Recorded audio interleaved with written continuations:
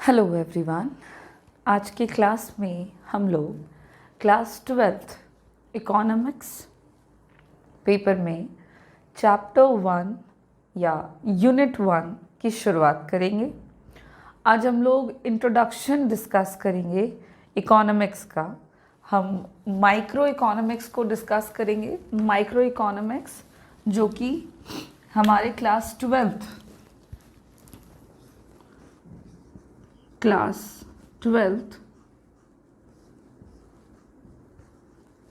Economics का जो syllabus है वो 2 पार्ट्स में डिवाइडेड है। सबसे पहले है पार्ट ए, जिसमें हम लोगों को माइक्रो इकोनॉमिक्स पढ़ना है। पार्ट ए में हम लोगों को माइक्रो इकोनॉमिक्स डिस्कस करना है, जिसमें हम लोग इकोनॉमिक थ्योरीज़ को या इकोनॉमिक प्रॉब्लम्स को, वो सारी थ्योरीज़ एंड प्रॉब्लम्स जो हम इकोनॉमिक्स के अंदर डिस्कस करते हैं उसको हमको माइक्रो लेवल पे डिस्कस करना है। और पार्ट ए में टोटल 4 यूनिट्स हैं, जिनमें से पहला यूनिट जिसका नाम है इंट्रोडक्शन। इंट्रोडक्शन में हम लोगों को माइक्रो इकोनॉमिक्स के साथ साथ इकोनॉमिक्स का बेसिक इंट्रोडक्शन लेना है, सीखना है कि इकोनॉमिक्स का मतलब क्या है, इकोनॉमिक्स के डेफिनेशंस क्या क्या होते हैं या हो सकते हैं, और इकोनॉमिक्स में आने वाले जितने भी बेसिक टर्म्स हैं उनको हमको डिस्कस करना है। तो इतनी बातें हम लोग इस यूनिट में करेंगे और आज से हम लोग इस यूनिट को स्टार्ट करने वाले हैं। सबसे पहले यूनिट 1 इंट्रोडक्शन में हम लोग डिस्कस करेंगे इकोनॉमिक्स के मतलब के बारे में। इंट्रोडक्शन में सबसे पहले हमको इकोनॉमिक्स का इंट्रोडक्शन लेना होगा कि ये है क्या, इस टर्म का मतलब क्या है। तो देखिए, इकोनॉमिक्स को हम कैसे डिफाइन कर सकते हैं। तो बहुत ही सिंपल तरीका है, थोड़ा हम लोगों ने 11th में भी पढ़ा है। बेसिक इंट्रोडक्शन तो हम 11th से सीख कर आते ही हैं। तो इकोनॉमिक्स को जब हम डिफ़ाइन करते हैं तो इसको डिफ़ाइन करते हुए हम कह सकते हैं कि economics is a subject in which we study. Economics subject है जिसमें हम पढ़ते हैं। अब सवाल है कि क्या पढ़ते हैं। तो यहाँ पे हम पढ़ते हैं about the economic problems. Economic problems के बारे में हम जहाँ कहीं पर भी स्टडी करते हैं उस सब्जेक्ट को हम इकोनॉमिक्स कहते हैं। आप इसको सिंपली बिल्कुल एक लाइन में इस तरह से डिफाइन करते हुए कह सकते हैं, economics is a subject in which we study about the economic problems. Now the question arises, what are the economic problems. Economic problem होती क्या है, इकोनॉमिक्स क्या है, ये तो पता चल गया कि भाई जहाँ पर हम इकोनॉमिक प्रॉब्लम्स के बारे में डिस्कस करते हैं, पढ़ते हैं, उसे ही इकोनॉमिक्स कहते हैं। Now what are the economic problems. अगर हम आर्थिक समस्याओं की बात कर रहे हैं तो हम इससे क्या समझते हैं। तो इकोनॉमिक प्रॉब्लम्स में मेन आपके 2 प्रॉब्लम आते हैं। सबसे पहला तो ह्यूमन वॉन्ट्स आर अनलिमिटेड। जो मनुष्य की इच्छाएं हैं वो अनलिमिटेड है, असीमित हैं। हमारी जो इच्छाएं होती है वो असीमित होती हैं, और इन इच्छाओं को पूरा करने के लिए जो संसाधन की ज़रूरत पड़ती है वो रिसोर्सेज हमारे कैसे हैं, तो वो रिसोर्सेज लिमिटेड हैं। ह्यूमन वांट्स अनलिमिटेड है और रिसोर्सेज जो हैं वो लिमिटेड हैं, सीमित हैं। जिन साधनों से हम अपनी इच्छाओं को पूरा कर सकते हैं, वो साधन हमारे पास असीमित नहीं है, बल्कि उनकी मात्रा जो है वो सीमित है। तो जब भी हम किसी भी पर्टिकुलर चीज़ को डिमांड करते हैं, उसकी मांग करते हैं, और उसकी तुलना में, मतलब मांग की तुलना में, अगर उस वस्तु की जो पूर्ति है, जो सप्लाई है, वो कम हो, सीमित हो, तो उस स्थिति में एक समस्या उत्पन्न होती है जिसे हम स्कैर्सिटी कहते हैं, कमी कहते हैं। अच्छा, प्रॉब्लम सिर्फ यही नहीं है कि ह्यूमन वांट्स अनलिमिटेड हैं और रिसोर्सेज लिमिटेड हैं, बल्कि एक और यहाँ पे प्रॉब्लम है जो हम लोग कंसिडर ज़रूर करेंगे कि ये जो रिसोर्सेज सीमित हैं, सीमित होने के साथ साथ इन साधनों के ऑल्टरनेटिव यूजेस भी हैं। कहने का मतलब है कि जो भी साधन है, मान लीजिए कि आप रिसोर्स में पैसा कंसिडर कीजिए, हमारे केस में हम रिसोर्सेज की बात करेंगे जिससे हम अपनी वांट्स को पूरा कर सकते हैं, तो कंसिडर करते हैं मनी, पैसा है जिससे हम अपनी इच्छाओं को पूरा कर सकते हैं। ये पैसा जो है, ये कह रहे हैं सीमित है, और सीमित ही नहीं, साथ ही साथ इसके ऑल्टरनेटिव यूजेस हैं। ऑल्टरनेटिव यूजेस बोलने का मतलब हुआ कि हम पैसों से एक के अलावा अलग अलग तरह के गुड्स एंड सर्विसेज को परचेज कर सकते हैं। आपके पास 100 रुपये हैं, आप मान लें आपके पास 100 रुपये हैं, और इस पॉइंट ऑफ टाइम में आपको बहुत सारी चीज़ों की ज़रूरत है। आप ज़रूरत नहीं है, इच्छा रखते हैं आप, ठीक है। यहाँ पर हम वांट्स की बात कर रहे हैं। आपको पेन भी खरीदना है, आपको कॉपी भी खरीदनी है, आप बुक भी खरीदना चाहते हैं, आपको अच्छा सा खाना भी खाना है, और घूमने भी जाना है, और आपको कपड़ों की ज़रूरत है। तो एट अ टाइम हमने देखा कि आपकी इच्छाएं बहुत ज़्यादा हैं, आपके वांट्स बहुत ज़्यादा हैं। अब उन इच्छाओं में अगर हम देखें तो आपके पास पैसे जो हैं, उन इच्छाओं को जिससे आप पूरा कर सकते हैं, वो पैसे आपके पास सिर्फ 100 रुपये हैं, सीमित पैसा है, लेकिन इच्छा जो है वो असीमित है, अनलिमिटेड है। अब इस केस में एक तो ये सिचुएशन है, दूसरा कि जो पैसा है आप उसके और भी इस्तेमाल कर सकते हैं। जैसे आप उस 100 रुपये से पेन भी खरीद सकते हैं। अगर आपने पेन नहीं लिया तो आप कॉपी ले सकते हैं, अगर आपने कॉपी नहीं खरीदा तो आप उसी पैसे से किताब ले सकते हैं। तो इसको बोलेंगे हम लोग क्या, ऑल्टरनेटिव यूजेस, कि जो साधन होते हैं उनके वैकल्पिक इस्तेमाल भी उनको हम कर सकते हैं। अलग अलग चीज़ों पर हम उस साधनों को यूज़ करके हम उन वस्तुओं को प्राप्त कर सकते हैं। और यहाँ से शुरुआत होती है इकोनॉमिक प्रॉब्लम्स की, कि भाई जब इच्छाएं असीमित हैं और रिसोर्सेज सीमित हैं और रिसोर्सेज के ऑल्टरनेटिव यूजेस भी हैं, तब समस्या आती है, तब जो प्रॉब्लम अराइज हो जाता है, उस प्रॉब्लम को हम इकोनॉमिक प्रॉब्लम कहते हैं। क्या प्रॉब्लम अराइज हो जाता है, तो इससे अराइज होती है स्कैर्सिटी। जैसा कि मैंने अभी अभी बोला था कि जब आप किसी चीज़ की मांग करते हैं और उसकी तुलना में उसका सप्लाई कम है, तो समस्या उत्पन्न होती है स्कैर्सिटी की, कमी की। और जब स्कैर्सिटी होता है तब हर एक व्यक्ति को करना पड़ता है चॉइस। तो ये जो चॉइस है, चुनाव, कि हम अपनी कौन सी इच्छा को पहले पूरा करें, किसको बाद में करें। जैसा कि मैंने एग्जाम्पल दिया कि आपके पास 100 रुपये हैं और आपको उस 100 रुपये से आपकी इच्छाएं 100 रुपये की तुलना में ज़्यादा हैं, और आप उन सारी इच्छाओं को उस 100 रुपये से पूरा नहीं कर सकते, तो फिर आपके पास कमी है पैसों की, स्कैर्सिटी है आपके पास पैसों की, और उसकी वजह से अब आपको चुनाव करना होगा, अब आपको चॉइस करना पड़ेगा।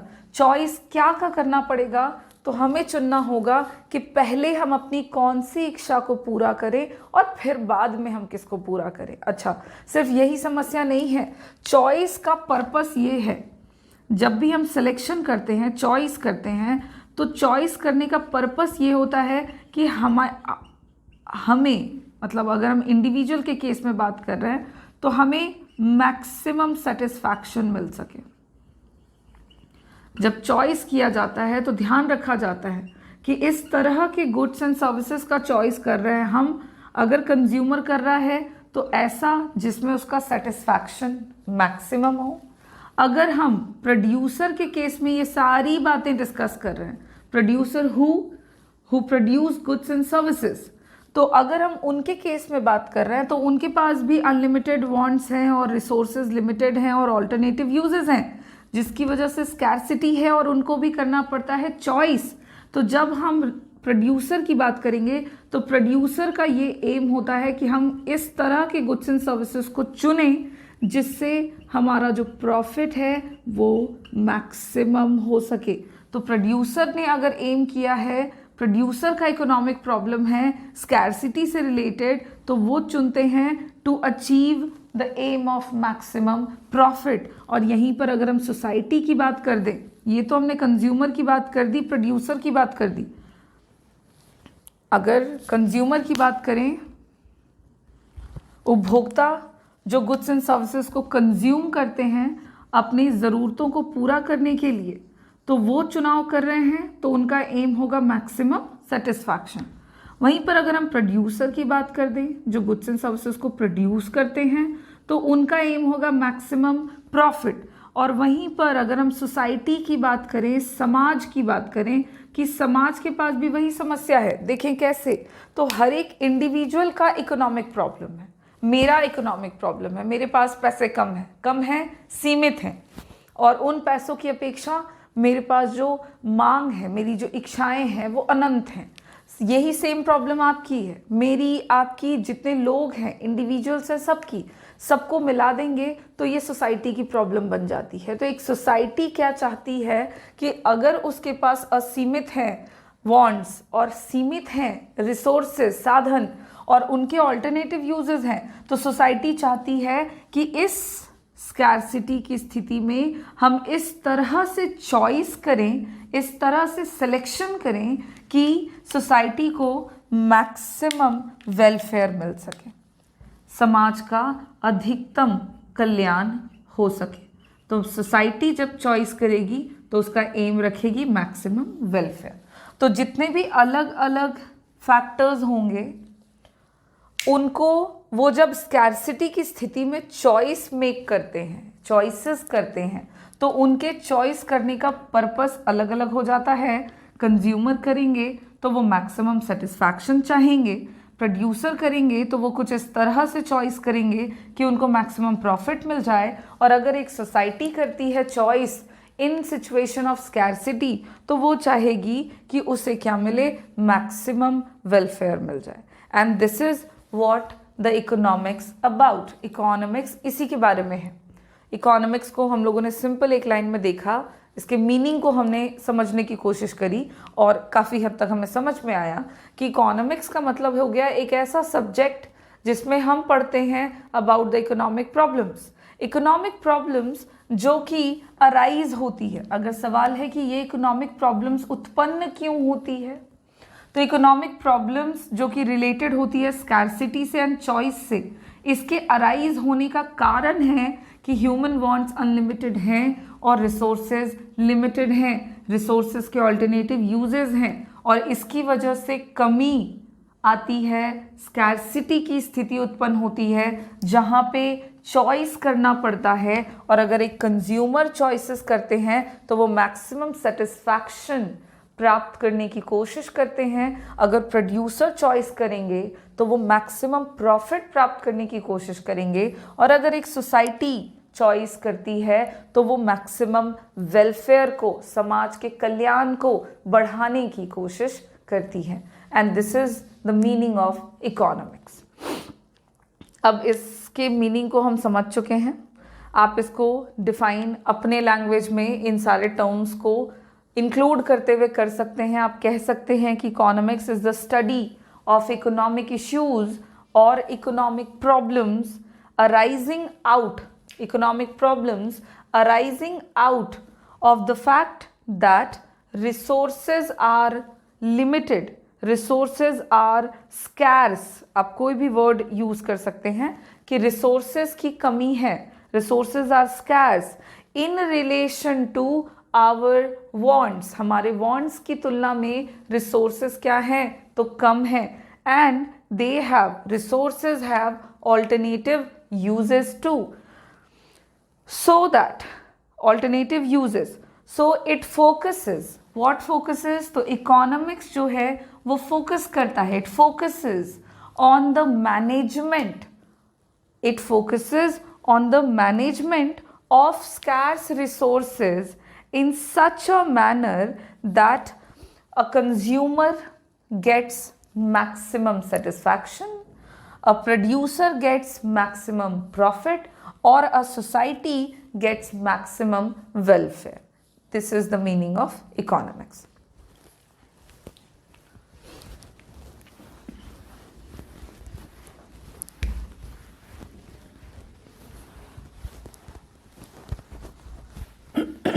अब हम लोग इकोनॉमिक्स के मीनिंग को जान चुके हैं.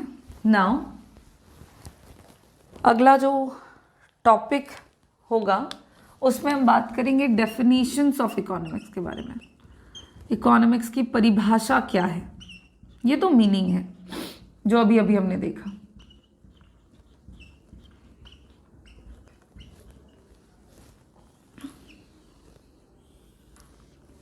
अगर हम डेफिनेशंस ऑफ इकोनॉमिक्स की बात करें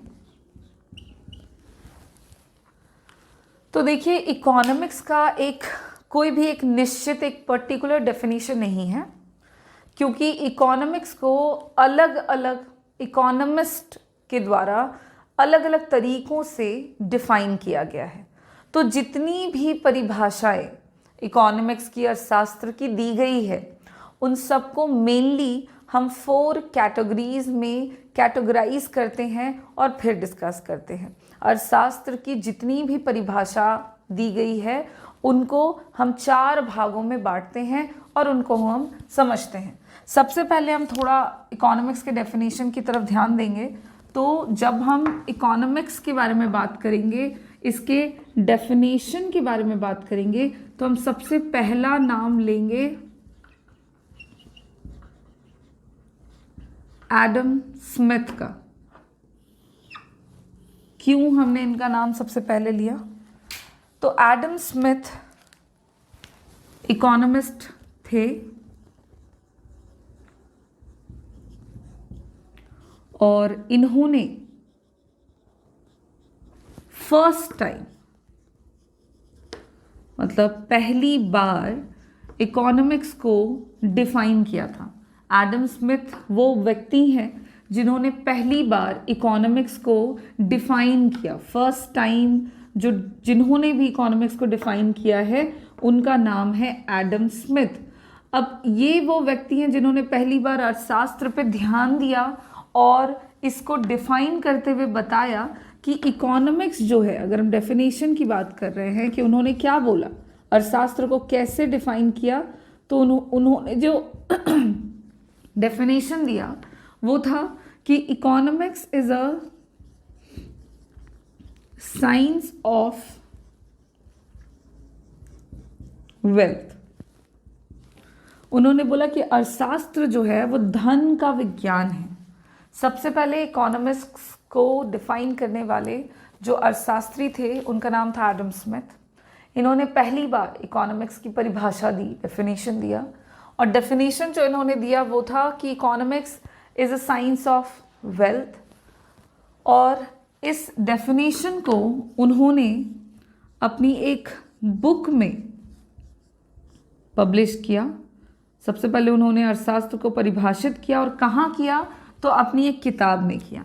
उनकी बुक का नाम था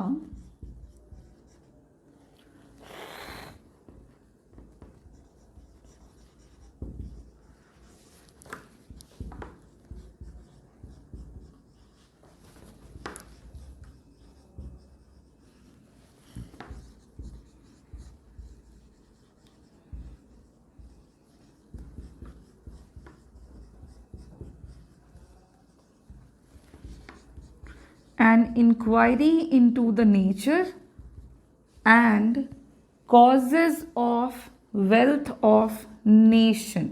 उनकी किताब की जो नाम था वो था An Inquiry into the Nature and causes of wealth of nation.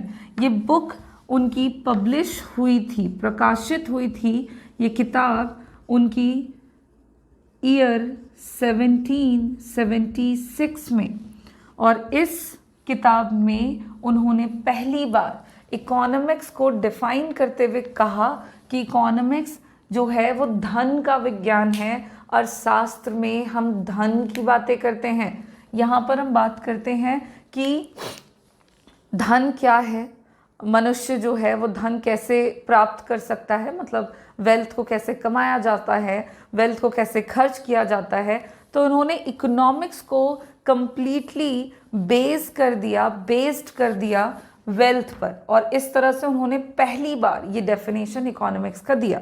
तो क्योंकि फर्स्ट टाइम किसी ने इकोनॉमिक्स को डिफाइन किया था पहली बार, इससे पहले किसी ने भी इकोनॉमिक्स को एज अ मेन सब्जेक्ट के तौर पर या इसकी परिभाषा को इस तरह से परिभाषित नहीं किया था।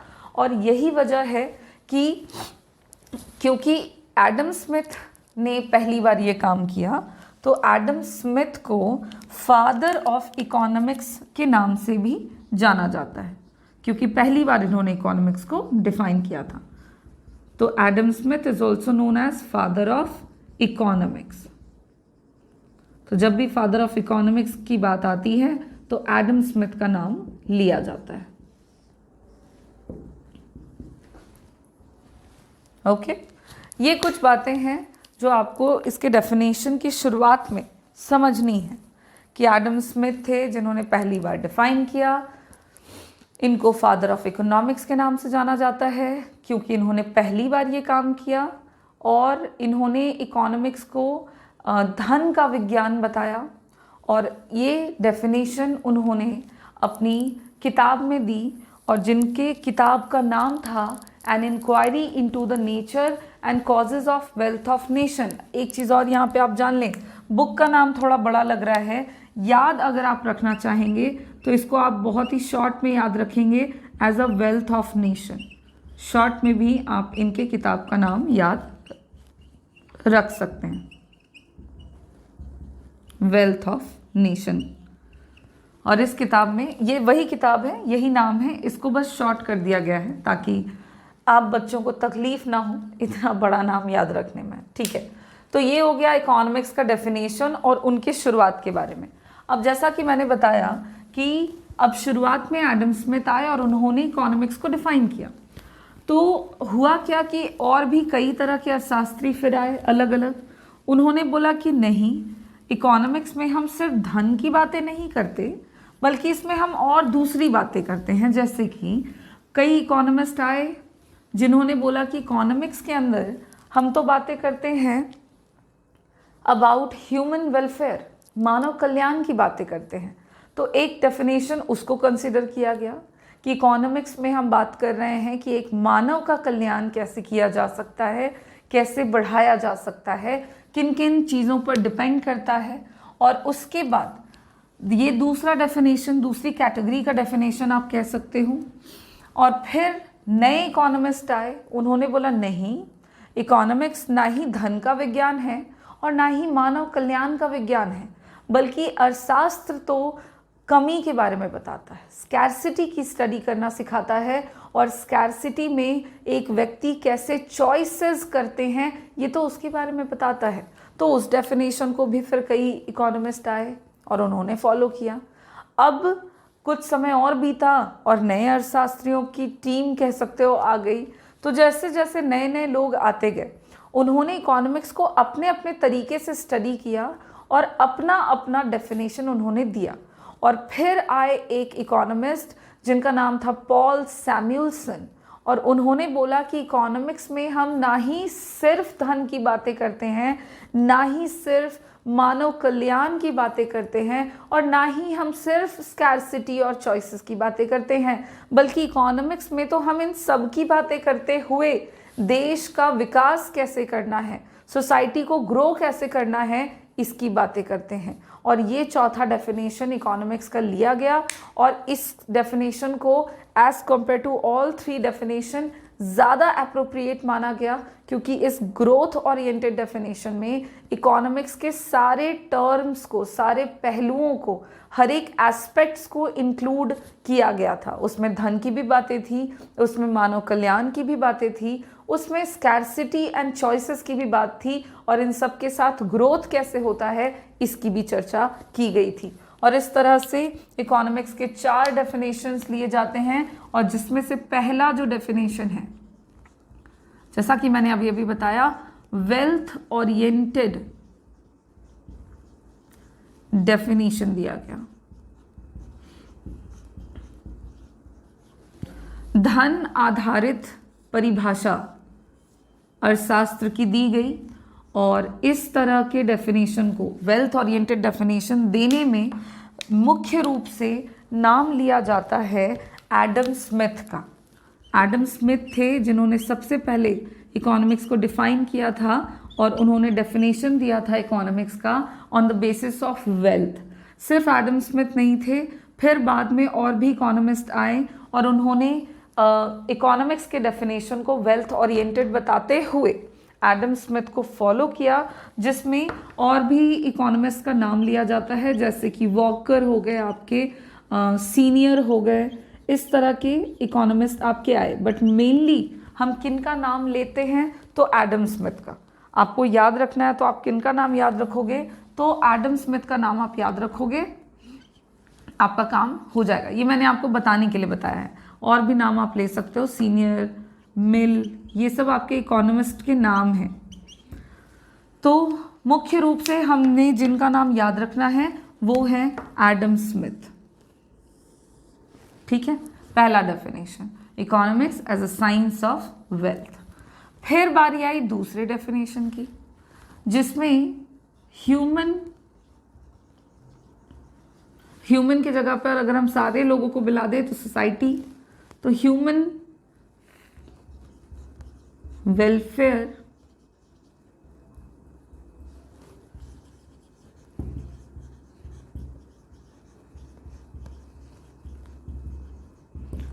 ओरिएंटेड डेफिनेशन भी दिया गया, और वेलफेयर ओरिएंटेड डेफिनेशन देने में मुख्य रूप से जिनका योगदान है, या जिन्होंने पहली बार इकोनॉमिक्स को डिफाइन किया as a human welfare, science of human welfare, उसमें मेनली नाम लिया जाता है प्रोफेसर अल्फ्रेड मार्शल का। प्रोफेसर अल्फ्रेड मार्शल जो थे, इन्होंने सबसे पहले इकोनॉमिक्स को डिफाइन किया एज अ ह्यूमन वेलफेयर। उन्होंने बोला कि अर्थशास्त्र में हम मानव कल्याण की बातें करते हैं और न कि धन की बातें करते हैं। फिर बाद में और भी इकोनॉमिस्ट आए जिन्होंने इनको फॉलो भी किया और कहा कि हाँ, इकोनॉमिक्स जो है वो वाकई में ह्यूमन वेलफेयर की बातें करता है, जिसमें हम पीगू का नाम ले सकते हैं, स्टिगलर जो हैं उनका नाम लेते हैं, कैनन का नाम लेते हैं। इस तरह से और भी इकोनॉमिस्ट आते गए और उन्होंने एडम स्मिथ के डेफिनेशन को सपोर्ट करते हुए उसको वेलफेयर ओरिएंटेड डेफिनेशन बताया। मेनली हमने ह्यूमन वेलफेयर ओरिएंटेड डेफिनेशन में किनका नाम याद रखना है, तो अल्फ्रेड मार्शल का नाम हम याद रखेंगे। उसके बाद बारी आ गई तीसरे डेफिनेशन की, जो कि थी स्कैर्सिटी ओरिएंटेड डेफिनेशन। फिर परिभाषा आई इकोनॉमिक्स की कि अर्थशास्त्र में हम धन की बात नहीं करते, अर्थशास्त्र में हम मानव कल्याण की बातें भी नहीं करते, बल्कि अर्थशास्त्र तो हमें बताता है कि किस तरह से कमी की स्थिति में चॉइस किया जाता है, कमी कब उत्पन्न होती है, चॉइसेस कब करने पड़ते हैं। Scarcity oriented definition in relation to choices, in relation to unlimited wants, इन सब पे बेस्ड करते हुए इकोनॉमिक्स का डेफिनेशन दिया गया। और इस डेफिनेशन को देने में मुख्य रूप से नाम लिया जाता है एल रॉबिन्स का, जिनका पूरा नाम है लियोनल रॉबिन्स का। सिर्फ यही नहीं, फिर लियोनल रॉबिन्स के द्वारा दिए गए डेफिनेशन को भी और भी कई तरह के अर्थशास्त्रियों के द्वारा फॉलो किया गया, इसको भी बढ़ावा दिया गया। और उसमें भी नाम लेते हैं हम लोग, जैसे कि विकस्टीड थे हमारे, ये एक इकोनॉमिस्ट थे, और भी कई तरह के इकोनॉमिस्ट थे जिन्होंने बोला कि हाँ, इकोनॉमिक्स में हम लोग स्कैरसिटी की बातें करते हैं, इकोनॉमिक्स में हम लोग स्कैरसिटी की चर्चा करते हैं, वहाँ पे हम चॉइसेस की बातें करते हैं, वहाँ पे हम धन की बातें नहीं करते, मानव कल्याण की बातें नहीं करते। और स्कैरसिटी ओरिएंटेड डेफिनेशन में हम मेनली जिनका नाम याद रखेंगे वो हैं एल रॉबिन्स, लियोनल रॉबिन्स का नाम हम याद रखेंगे। और फिर बारी आई चौथे कैटेगरी के डेफिनेशन की, जो कि दी गई थी on the basis of growth, that is called growth oriented definition.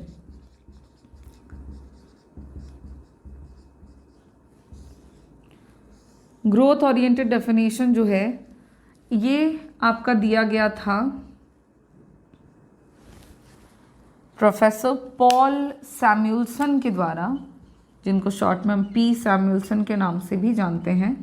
इन्होंने इकोनॉमिक्स को डिफाइन करते हुए बोला कि इकोनॉमिक्स जो है वो ग्रोथ की बातें बताता है, वो बताता है कि किस तरह से इकोनॉमिक्स में हम धन को कमाना सीखते हैं, धन को खर्च करना सीखते हैं, ह्यूमन वेलफेयर को बढ़ाना सीखते हैं, साथ ही साथ हम वहाँ पर स्कैरसिटी की बातें करते हैं, और वहाँ पे इन सब के साथ हम कैसे समाज का और देश का ग्रोथ हो, इन सब की चर्चा करते हैं। ग्रोथ ओरिएंटेड डेफिनेशन, और ये डेफिनेशन पॉल सैमुअल्सन के द्वारा दिया गया, और इसमें इस तरह के डेफिनेशन में मुख्य रूप से पॉल सैमुअल्सन का योगदान माना जाता है, और आपको इनका नाम याद रखना है। तो ये 4 अलग अलग कैटेगरी के डेफिनेशंस थे इकोनॉमिक्स के, और हमें इन चारों कैटेगरी के डेफिनेशंस को जानना है। डिपेंड करता है, ये हमारे ऑब्जेक्टिव टाइप क्वेश्चन के लिए है कि आपको इकोनॉमिस्ट के नाम जानने हैं विद देयर डेफिनेशन, कि किस तरह का डेफिनेशन उन्होंने दिया है। अक्सर पूछे जाते हैं हमारे ऑब्जेक्टिव टाइप क्वेश्चंस में। और यहाँ पे हमारा जो डेफिनेशन ऑफ इकोनॉमिक्स है ये भी कंप्लीट होता है। अब आज के क्लास में हम लोगों ने क्या क्या डिस्कस किया, तो आज हम लोगों ने मीनिंग ऑफ इकोनॉमिक्स को डिटेल में डिस्कस किया है, साथ ही साथ हमने डेफिनेशन ऑफ इकोनॉमिक्स पढ़ा, फादर ऑफ इकोनॉमिक्स की बातें हम लोगों ने करी, एडम स्मिथ से रिलेटेड कुछ फैक्ट्स हमने डिस्कस किए। और अब हम लोग नेक्स्ट क्लास में इस टॉपिक के बाद के टॉपिक को डिस्कस करेंगे। Thank you.